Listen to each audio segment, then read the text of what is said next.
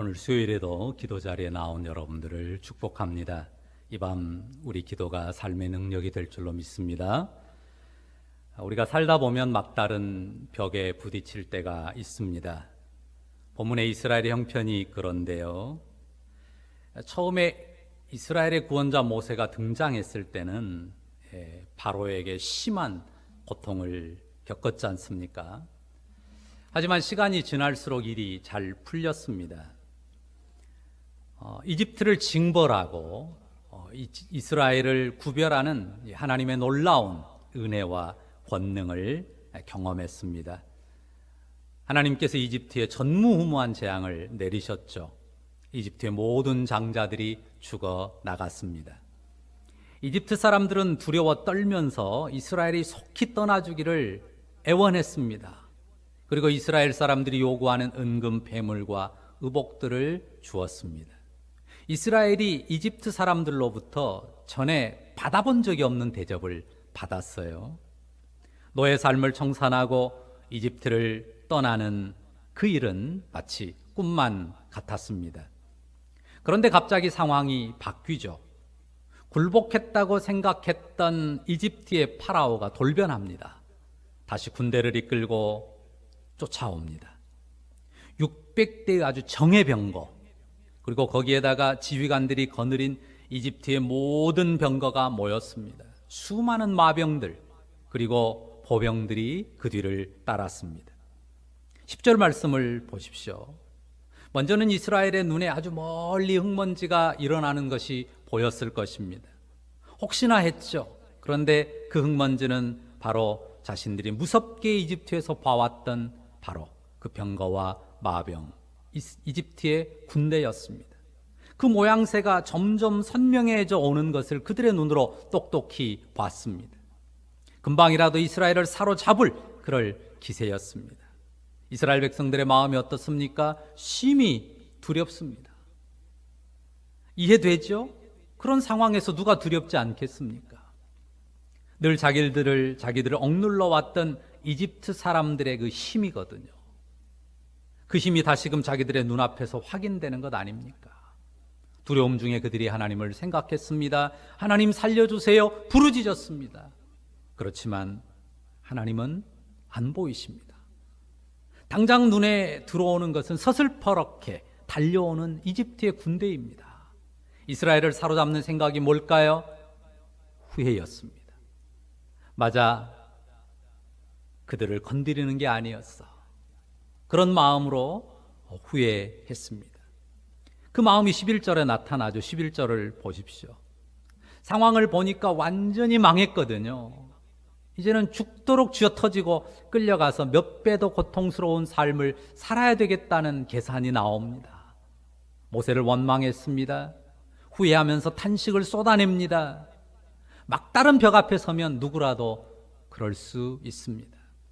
거대한 힘이 주는 두려움, 그 두려움이 다가오는데 누가 안 눌리겠습니까? 아마 전쟁하다가 만난 상황이라면 조금 다를 것 같아요. 끝까지 싸우다 죽자라고 하는 그런 장엄한 결기를 내세우는 사람이라도, 그런 사람들이라도 몇 있을 겁니다. 그런데 이스라엘은 이집트와 싸울 생각을 한 번도 안 했거든요. 단 1도 해본 적이 없습니다. 하나님께 괴롭다, 살려달라 기도는 했었습니다. 부르짖었었습니다. 그리고 하나님이 보낸 모세가 와서 그들을 끌어낼 때 괴로웠지만, 처음엔 어려웠지만 그냥 모세가 이끄는 대로 행했을 뿐이잖아요. 그런데 지금의 이 상황은 전혀 예상에 없는 것입니다. 하지만 이 상황도 하나님께서 허락하신 것입니다. 이 일을 결정하고 이스라엘을 이 상황 속으로 몰아넣은 주권자가 누굽니까? 바로 하나님이십니다. 이때 모세가 이르는 말이 무엇입니까? 13절과 14절을 한번 같이 읽어볼까요? 같이 읽습니다. 모세가 백성에게 이르되 너희는 두려워하지 말고 가만히 서서 여호와께서 오늘 너희를 위하여 행하시는 구원을 보라. 너희가 오늘 본 애굽 사람을 영원히 다시 보지 아니하리라. 여호와께서 너희를 위하여 싸우시리니 너희는 가만히 있을지니라. 막다른 상황에서 그 누구라도 두려움에 사로잡힐 수 있습니다. 눈에 들어오는 것만 보면 그렇습니다. 어떻게 해야 됩니까? 가만히 서서 여호와께서 오늘 너희를 위하여 행하시는 구원을 보라 하지 않습니까? 안 보입니다. 하나님이 안 보여요. 그렇지만 시선을 여호와께로 향해야 합니다. 그가 행하시는 구원을 봐야 합니다. 보려고 하면 금방 보입니까? 당장은 안 보입니다. 그럼 현실적으로 이 말씀에 따를 때 필요한 것이 뭡니까? 그것은 구원의 주권자이신 하나님을 신뢰하는 믿음입니다. 구원의 주권자이신 하나님을 신뢰하는 믿음. 그리고 그 구원을 바라보는 기대. 그 믿음과 기대 속에서 기다리는 기다림입니다. 세 단어를 이야기했습니다. 믿음, 기대, 기다림. 그렇습니다. 오늘 너희를 위하여 행하시는 구원을 보라 했을 때 당장 눈에 들어오지 않지만 주권자이신 하나님을 믿는 믿음, 그리고 그분의 구원을 바라는 기대, 그 믿음과 기대 속에서 기다리는 기다림, 이 세 가지를 붙들어야 합니다. 자, 14절 끝에 말씀을 다시 한번 보실까요? 너희는 가만히 있을지니라. 우리가 현실적으로 요구되는 것이, 우리에게 현실적으로 요구되는 것이 믿음, 기대, 기다림이라고 했는데요. 그것이 너희는 가만히 있을지니라 하는 말씀의 의미예요. 그냥 무념무상의 상태로 가만히 있는다는 말이 아닙니다. 믿음, 기대, 기다림입니다. 하나님을 믿고 구원을 기대하며 그리고 기다리는 것입니다. 두려움과 불안을 뒤로 하고 가만히 있는 것입니다. 불신의 말을 그치는 것입니다. 원망의 입술을 닫는 것입니다. 그리고 하나님을 신뢰하는 믿음과 그가 행하실 구원에 대한 기대와 그 믿음과 기대로 기다리는, 참고 기다리는 기다림으로 서는 것입니다. 너희는 가만히 있을지니라 하십니다. 너희는 가만히 있으라 그래요. 너희는 가만히 있고 누가 일하십니까? 누가 행하십니까? 그렇죠. 하나님은 가만히 있지 않을 것입니다. 너희는 가만히 있지만 하나님은 가만히 있지 않을 것이다 말씀하시는 거죠. 게을러 터져가지고 꼼짝하지 않는 것은 여기 말씀에 순종하는 가만히 있는 거 아니죠. 요행을 바라는 것도 아닙니다. 삶을 소극적으로 경영하라는 권고도 아닙니다. 너희는 가만히 있을지니라. 무엇을 요구하십니까? 앞서 말한 세 가지, 주권자 하나님을 믿는 믿음, 그분이 행할 구원을 바라는 기대, 그리고 그 믿음과 기대를 따라서 잠잠히 기다리는 기다림입니다. 정말 답답하고 막막한 상황이에요. 그래도 믿음과 기대를 품고 잠잠히 기다려야 합니다. 왜죠? 주님은 없던 길도 만들어내실 수 있는 전능하신 주권자이시기 때문입니다. 믿으시죠? 우리 눈에는 그 길이 안 보이죠. 그 길이 지금 바닷물에 덮여 있는 것 뿐입니다.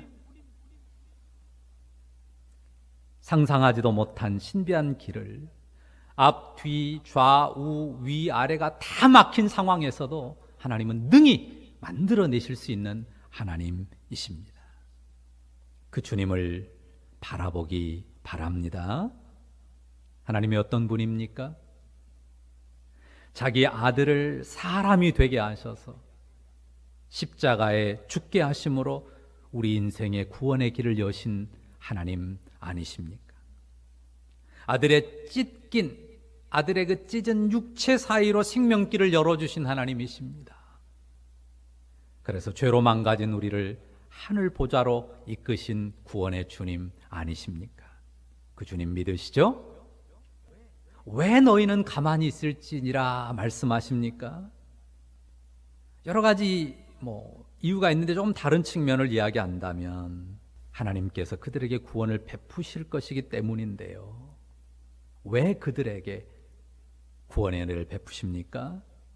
그들이 하나님의 은혜 안에서 믿음의 길을 걸어왔기 때문입니다. 그들의 믿음이 성숙하고 온전합니까? 아닙니다. 부족합니다. 냄비처럼 북을 끓다가 금방 식어버립니다. 열광했다가 순간 불평으로 돌아서기도 합니다. 그래도 그들이 언약 안에 있습니다. 그래도 그들이 믿음의 길을 걸어왔다는 사실이 중요합니다. 그러면요, 우리가 가만히 있으면 됩니다. 어떤 가운데서요? 주권자이신 하나님을 믿는 믿음 안에서, 하나님이 행하실 구원을 바라보는 기대 안에서, 그 믿음과 기대 안에서 인내하며 기다리는 기다림 속에서 우리가 가만히 있으면 됩니다. 이제 우리가 기도하겠는데요, 우리가 기도하면서 우리 모습을 돌아보면 좋겠습니다. 우리의 모습을 오늘 말씀에 비추어서 돌아보면서요, 혹시 우리가 눈앞에 놓인 막다른 상황 때문에 두려워 떨고 있지는 않는지 한번 살펴보면 좋겠습니다. 한 점 요동함이 없는 이스라엘이 아니라고 했잖아요. 흔들렸어도 괜찮습니다.